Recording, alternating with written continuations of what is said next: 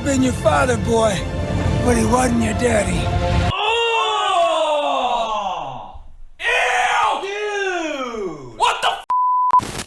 Hello everyone, this is the Eliminator speaking, and today we're going to be talking about Guardians of the Galaxy Volume 2. I figured we'd jump straight to the sequel today since I have a multitude of videos planned for this year, one of which being a ranking of all 3 Guardians films, and I can't do that if I haven't reviewed all 3 films. So, without wasting any more time, let's get started.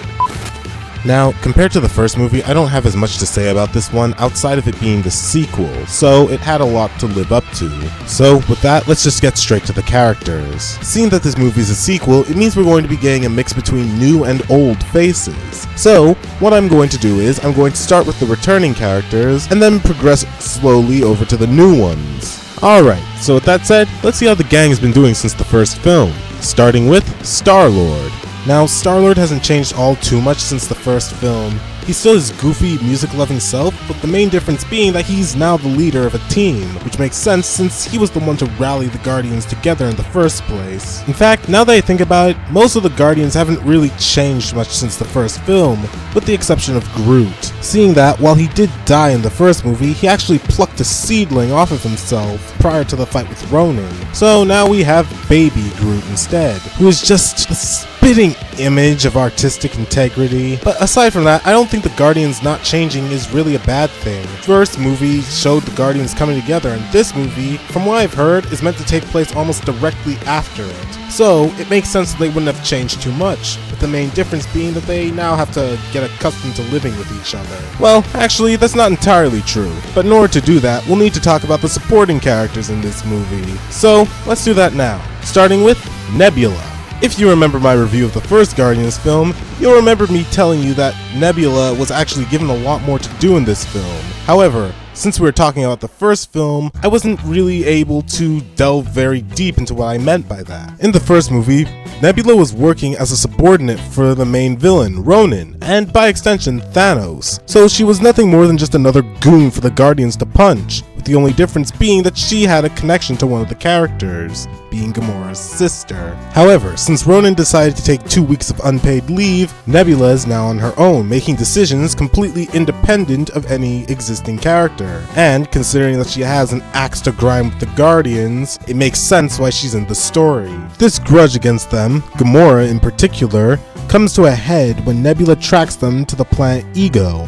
After the two trade blows, they start to butt heads over their past with Thanos, and, to quote CinemaWins, we see here that Nebula is the more emotional and vulnerable one of the two. Something he also pointed out is how the trajectory of the fight kind of shifts as it continues on. It starts off with Nebula having the upper hand, but eventually Gamora not only gains the upper hand, but is clearly on the verge of killing Nebula. In fact, Nebula actually spares Gamora's life when given the chance. Again, this movie takes place almost directly after the first one, so it makes sense Gamora would still have some issues to work out, but it also highlights just how much more of a character Nebula is compared to the first film. Remember, she and Gamora are sisters, which means that they probably shared in a lot of the torture that they endured under Thanos. In fact, it's implied that Nebula suffered worse, as whenever one of them failed, Thanos would replace a part of them with machinery, which is very damning when you see the two of them side by side. When you really think about it, Gamora and Nebula are just two hurt people that are trying to find closure from traumatic experiences. However, due to their wounds being so fresh, it leads to them lashing out at the only people who seem to understand, that being each other. Granted, the situation isn't very cut and dry, but that's what I really like about it. The same can be said for some of the other dynamics. Which brings me to Yondu. Now, compared to Nebula, Yondu was definitely given a lot more to do in the first movie, as he was basically a secondary antagonist, chasing the Guardians, specifically Starlord, across the galaxy. And while he was definitely a lot of fun in the first movie, this one definitely gives him a bit more, as we start off with him being a secondary antagonist, being paid to follow the Guardians across the galaxy, but then it's quickly subverted after Nebula blasts his head off. As a result, Yondu's crew mutinies on him and takes him prisoner, alongside Rocket, who they had managed to track down. And from there, I think we get a really interesting dynamic, as Yondu and Rocket are pretty similar in a few ways. I can't get into too much detail about Rocket specifically, But Yondu is a very grumpy, sort of hard-edged character who has people around him, and while one of them he does care for a lot, it's clear that he doesn't want to show it. Yondu mentions that when he was young, he was sold into slavery, and so it makes sense that he wouldn't have really grown up in any situation where he could get attached to something or someone. But it also makes sense why he kept Starlord around for all those years. He probably saw something in him that reminded him of himself, similar to how he talks about Rocket. I particularly love how Yondu pushes Rocket's buttons. Like, he constantly points out how Rocket is always kind of rough and aggressive with everyone around him, even though they're so willing to put up with him, particularly Groot. Remember, Rocket went from calling Groot an idiot at every turn to sobbing over his charred remains when he died. Never mind the fact that Groot died protecting Rocket. In fact, it was his actions that served as a catalyst for a good chunk of the movie. Rocket even acknowledges this near the end of the movie when talking with Starlord. Yondu even gets really personal when he brings up the fact that the scientists that made Rocket into what he is probably didn't care that much about him. Though, as you already know, I mustn't tell you any more, or I shall spoil the next story.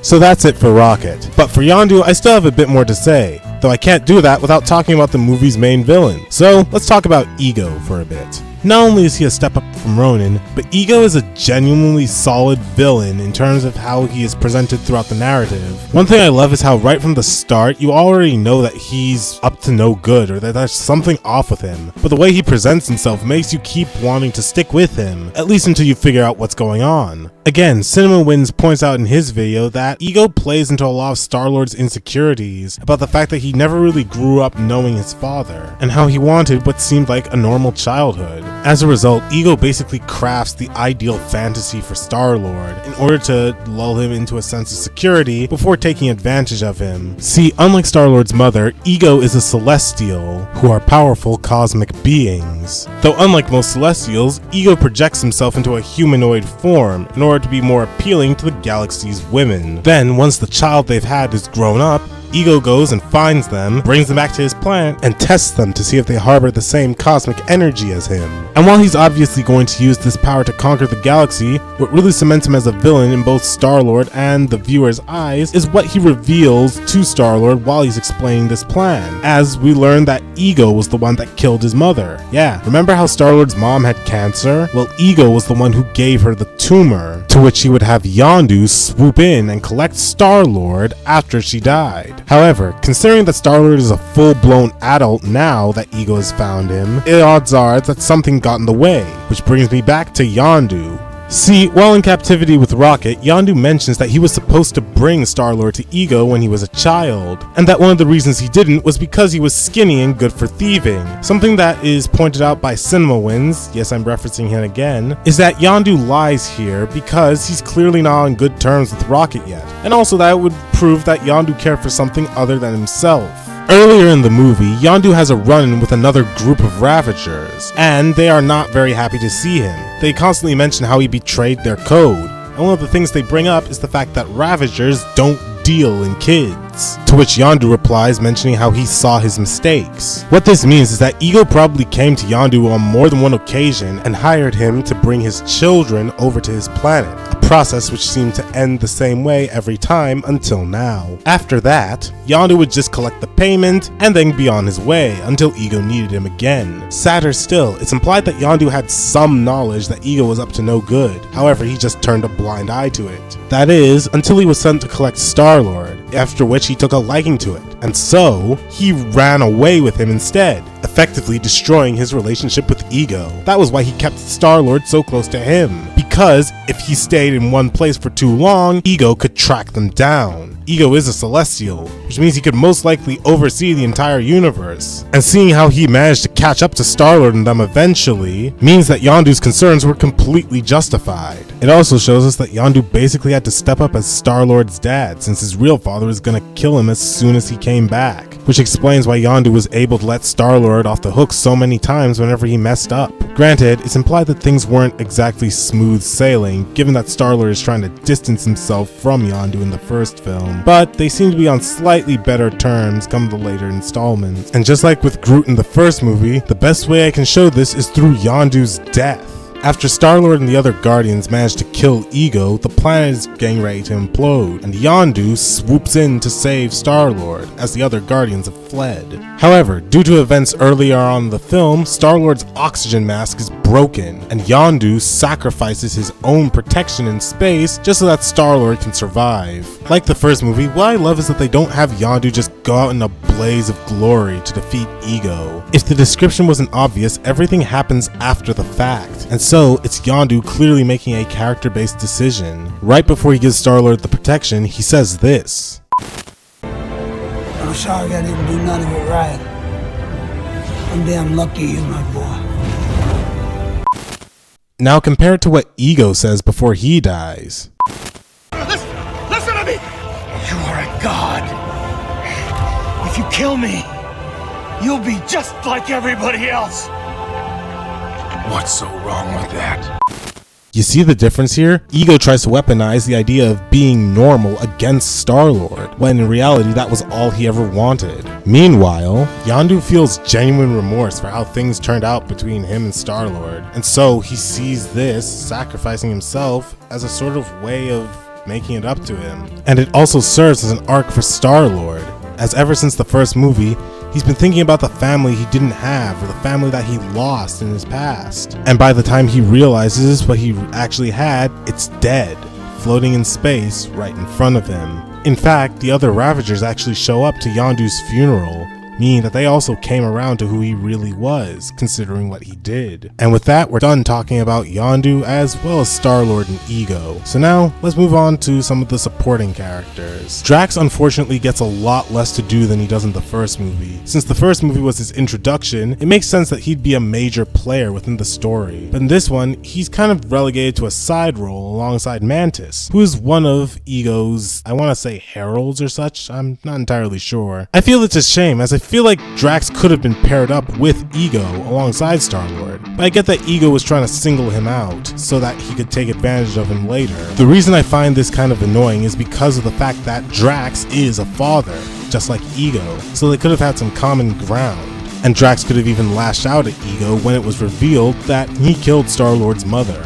But that aside, I don't have too much to say about him, or Mantis for that matter, or even the Sovereign. Now compared to Yondu, the Sovereign are kind of weak because they aren't nearly as capable as Yondu was. Yondu was consistently pursuing Starlord and the others throughout the movie, whereas here, the Sovereign kind of just show up at the start and the end, with no real payoff or any sort of build-up in between. And I mean, there's the one crewmate who didn't mutiny on Yondu. But other than that, I'd say we're done with the characters. Alrighty, with the characters finished, you all know what comes next. Let's take a look at the story for Guardians 2. Just a side note, this will contain spoilers for the movie, so if you haven't already seen it, please go and do that. But if you have or don't care, let's begin.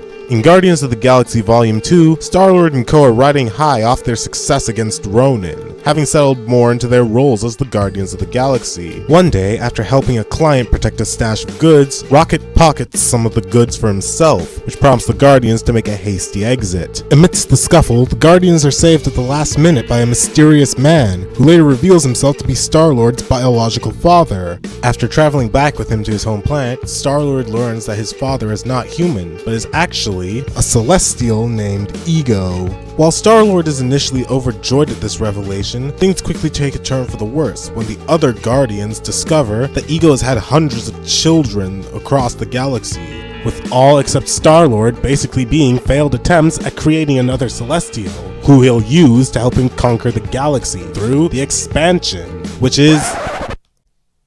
not even gonna pretend that's not what it looks like. Anyways, after becoming aware of this, Starlord and the Guardians must now stop Ego from destroying the universe, while also strengthening the bond that they formed in the first movie. Speaking of which, if you remember my video on the first movie, you'll remember me stating that Guardians of the Galaxy was a pretty basic story, with the best part about it being its characters and their interactions. And while that's here, I definitely think they do something equally, if not more interesting. Where the first movie basically just had the Guardians coming together, this movie basically splits the Guardians up, pairing each of them with a supporting character, with each of these characters providing a sort of arc for each of the Guardians, and helping them to see different parts of themselves that they wouldn't have noticed on their own. But more importantly, each of these arcs contributes to the larger overarching theme of the movie, that being family. For example, Gamora learns to reconcile with her family for things that happened to and between them over the years, prior to her joining the Guardians. Rocket learns not to let his own fear of intimacy get in the way of embracing those who actually care about him.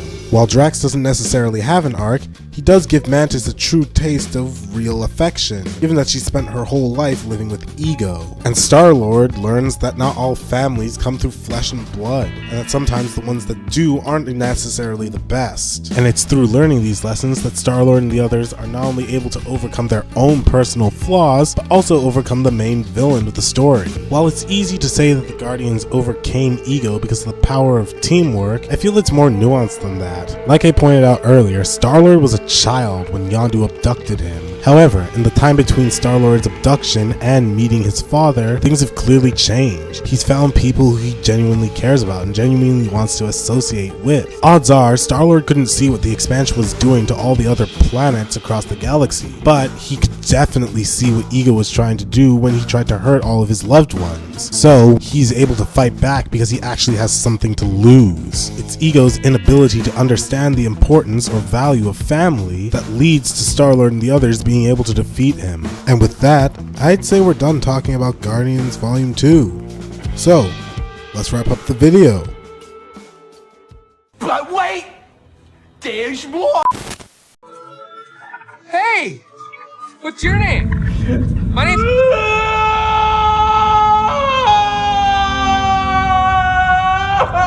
Someone need a hug. I just wanted a hug! Hope you liked that sneak peek. Anyways, thank you guys for watching. Be sure to like, subscribe, and tell me down in the comments section. What did you think of Guardians 2? Was it better, worse, or as good as the first? And why? As always, subscribe today to join the A-list, and have a great day. Bye!